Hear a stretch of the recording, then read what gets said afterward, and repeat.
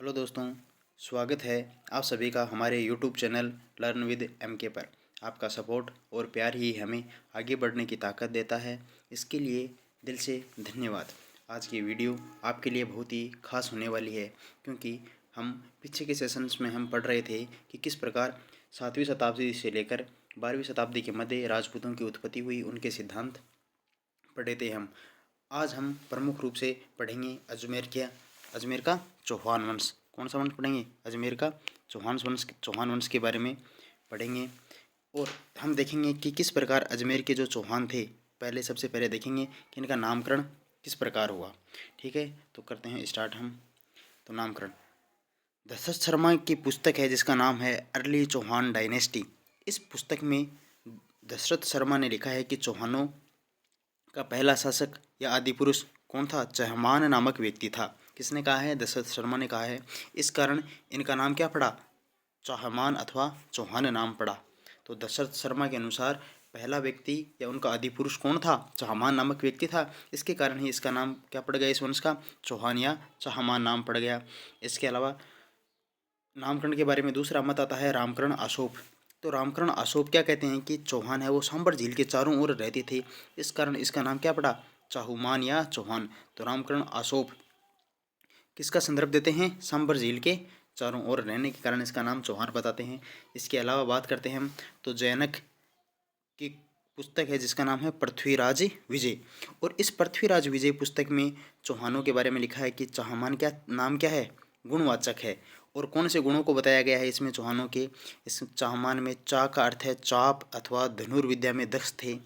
है का मतलब है यह हरि अथवा शिव के क्या थे? उपासक थे। इसके अलावा मान का मतलब है मान मर्यादा रखने वाले थे। इसके अलावा नय का मतलब है नीति पर चलने वाले। तो ये गुण बताए गए हैं। चौहान शब्द गुणवाचक है और इस प्रकार चा है और मान और नय ये गुण बताए गए हैं शब्दों के माध्यम से।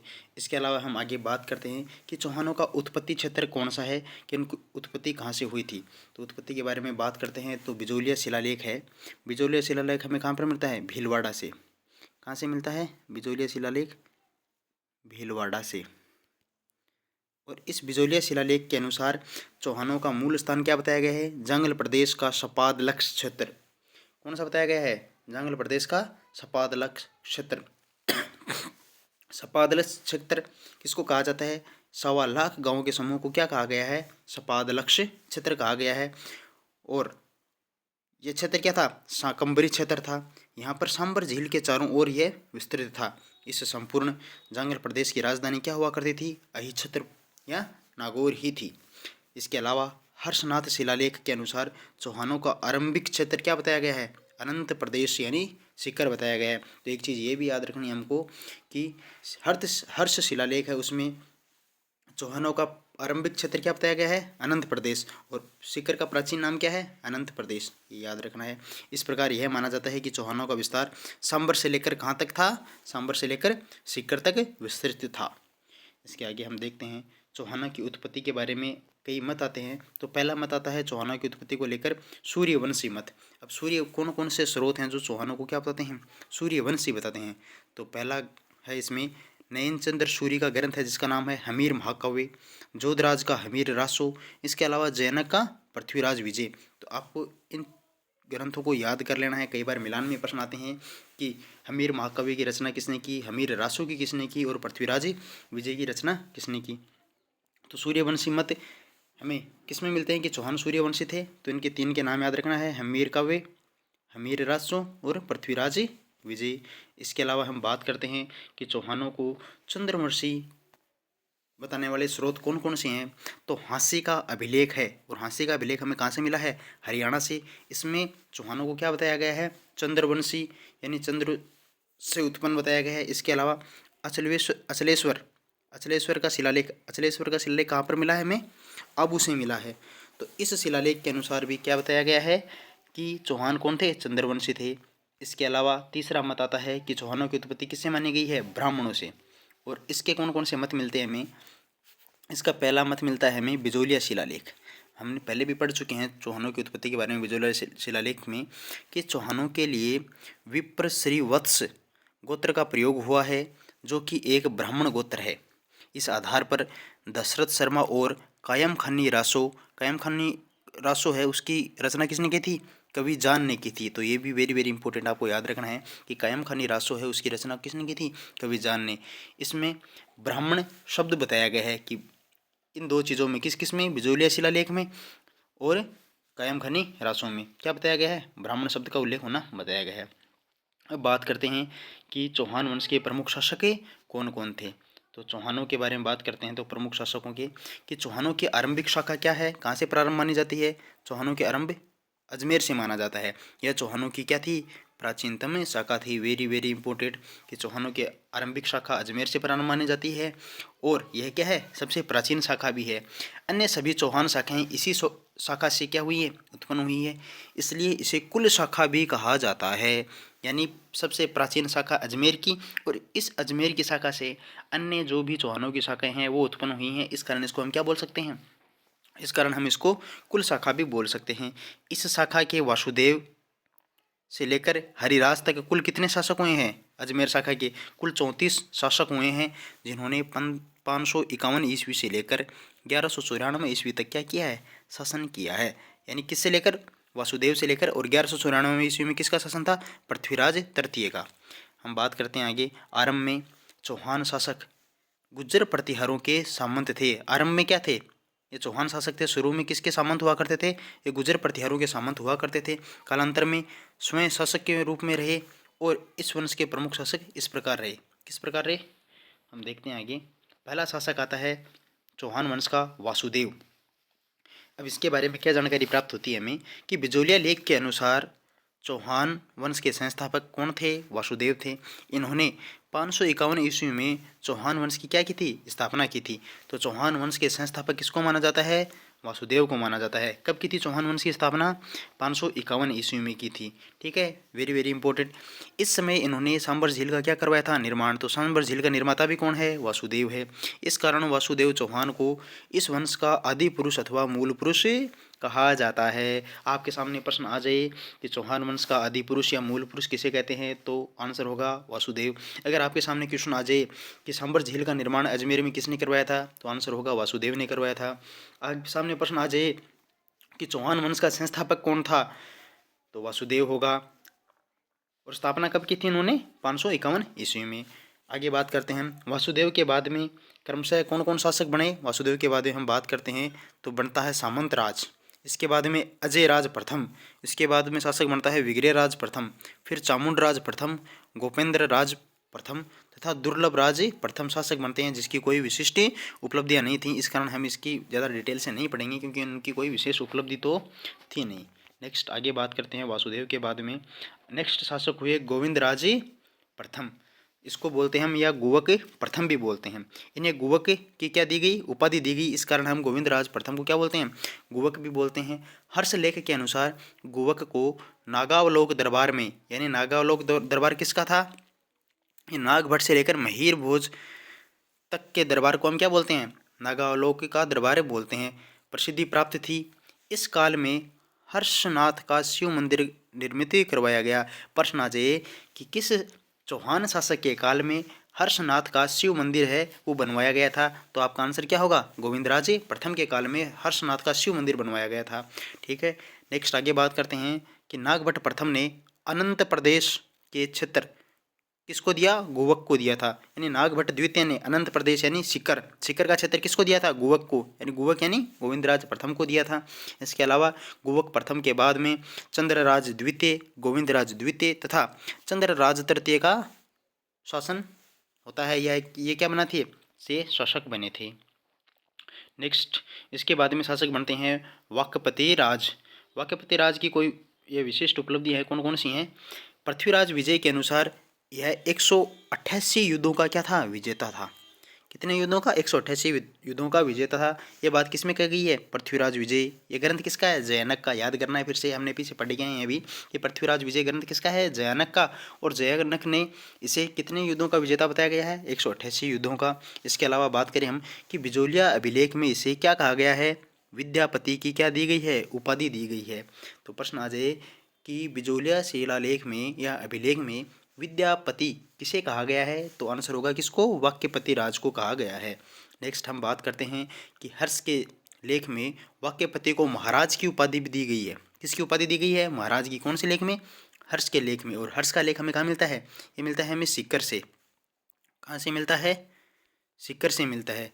तो इस लेख में क्या दी गई है? इसको महाराज की उपाधि दी गई है। इस उपाधि को धारण करने वाला यह प्रथम चौहान शासक था। तो प्रश्न आ जाए कि महाराज की उपाधि धारण करने वाला पहला चौहान शासक कौन था? तो वाक्यपति राज था। इस अभिलेख में वपय राज नाम दिया गया है। क्या नाम दिया गया है? वपय राज नाम भी दिया गया है।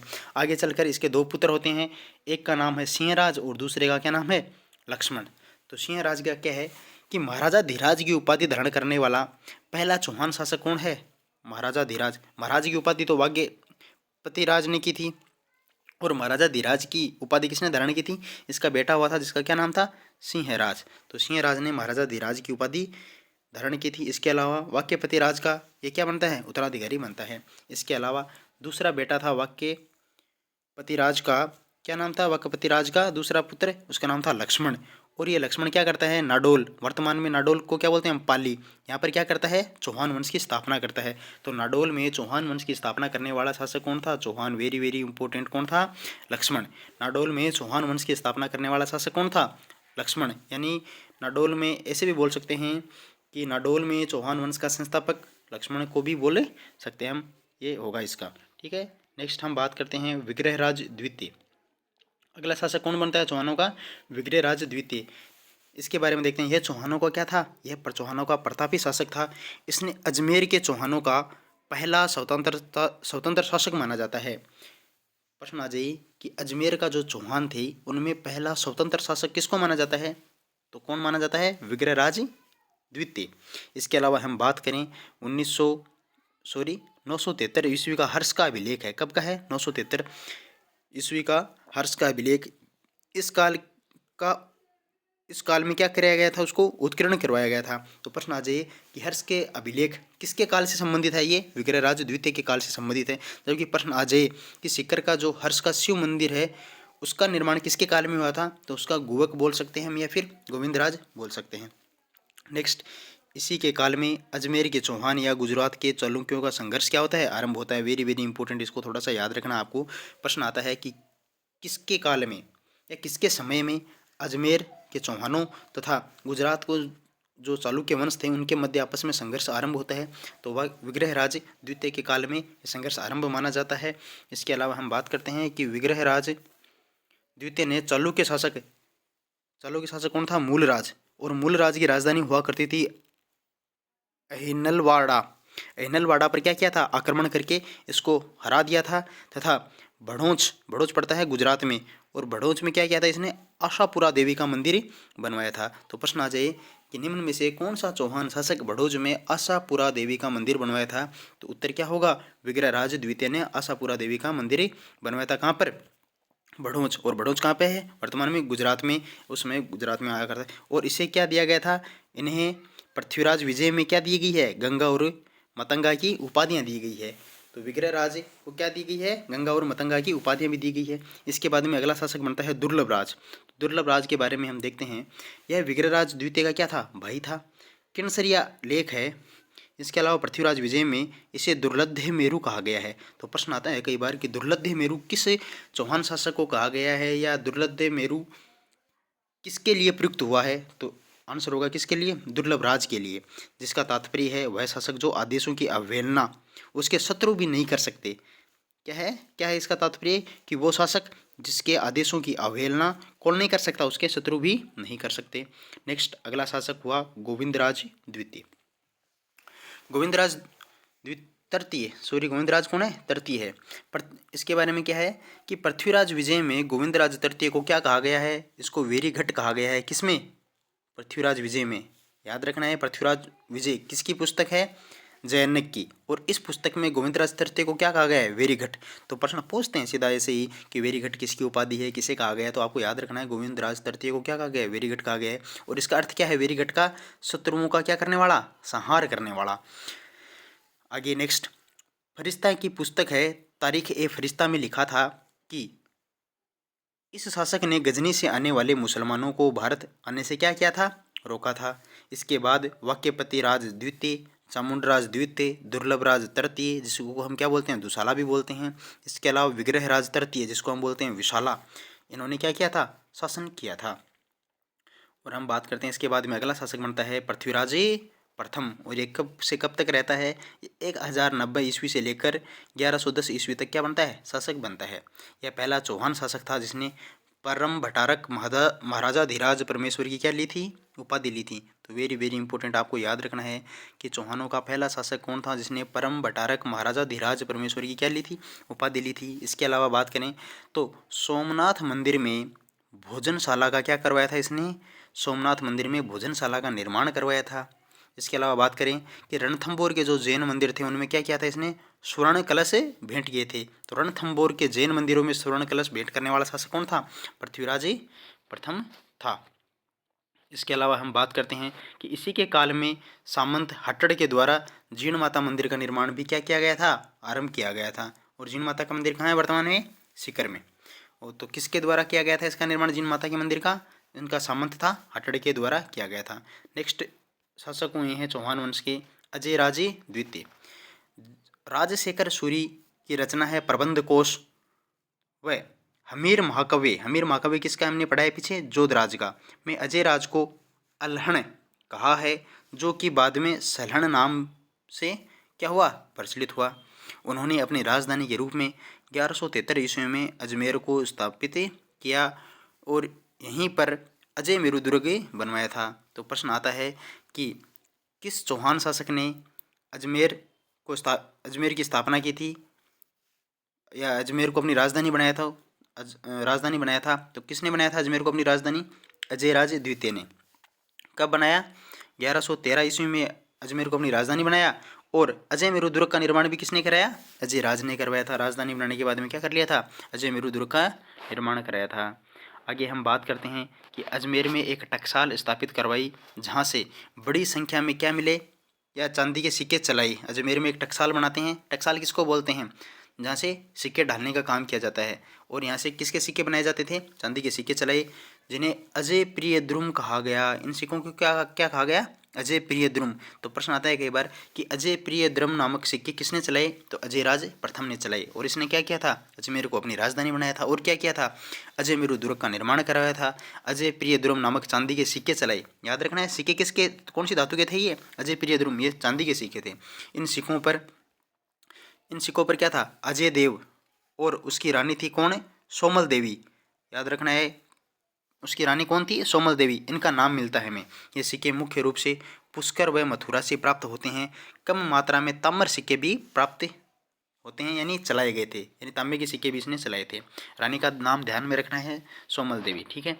इसके अलावा इसने क्या किया था, इसने उज्जैन पर आक्रमण किया। उज्जैन कहाँ पर है, वर्तमान में MP में। उज्जैन पर क्या किया था, आक्रमण किया था। तथा उज्जैन का शासक था नरवर्मा।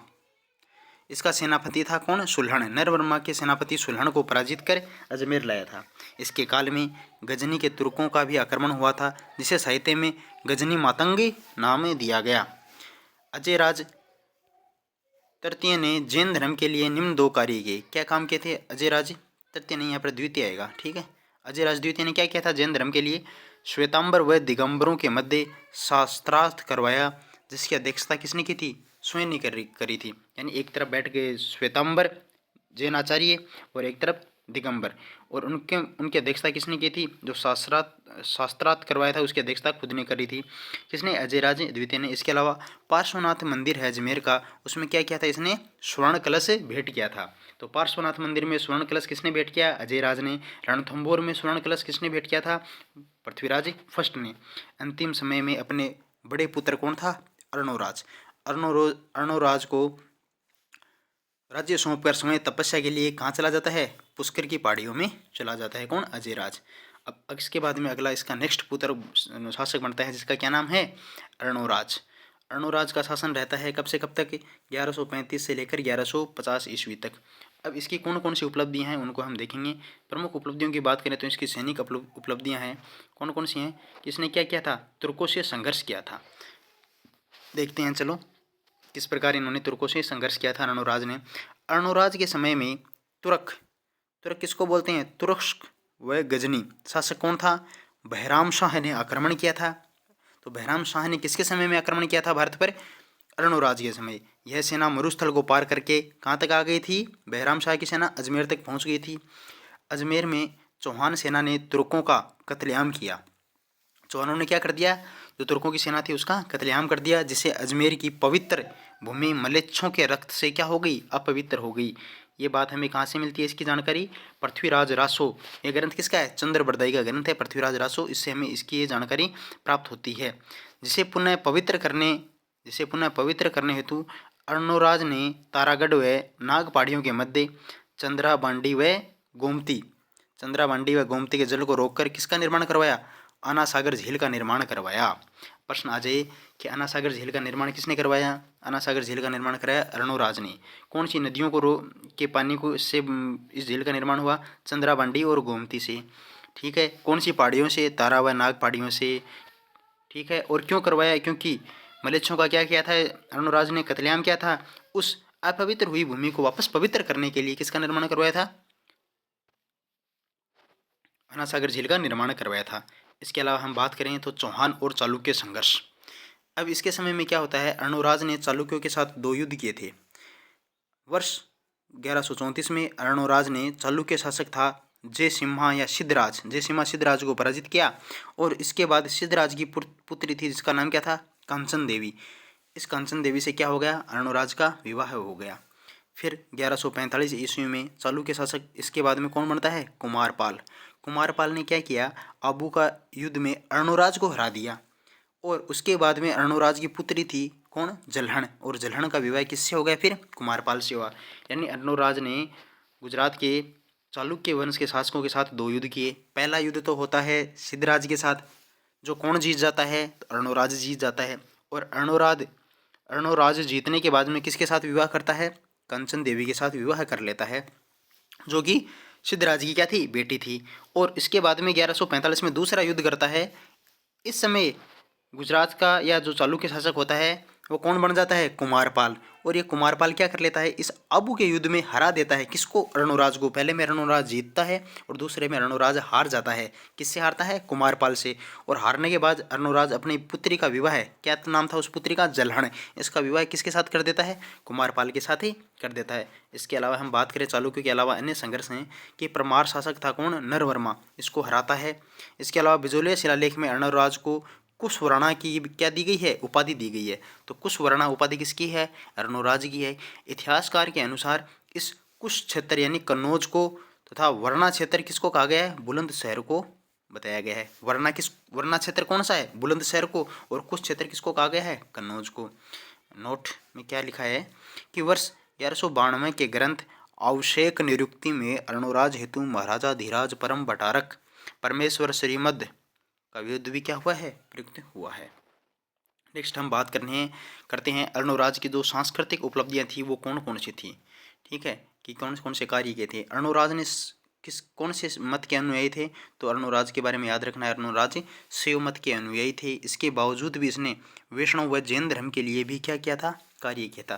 प्रश्न आता है कई बार कि अर्णोराज निम्न में से किस मत के अनुयायी थे, तो आपको याद रखना है शैव मत के अनुयायी थे। इसके अलावा ये जैन धर्म और वैष्णव धर्म के लिए भी इन्होंने कार्य किए थे। तो कौन कौन से कार्य किए, चलो देखते हैं। वैष्णव धर्म के लिए क्या किया इसने पुष्कर में वराह मंदिर का निर्माण करवाया, जिसे आगे चलकर किसने ध्वस्त कर दिया, जहांगीर ने। तो प्रश्न आता है कि पुष्कर में वराह मंदिर का निर्माण किसने करवाया, तो आंसर होगा अर्णोराज ने करवाया।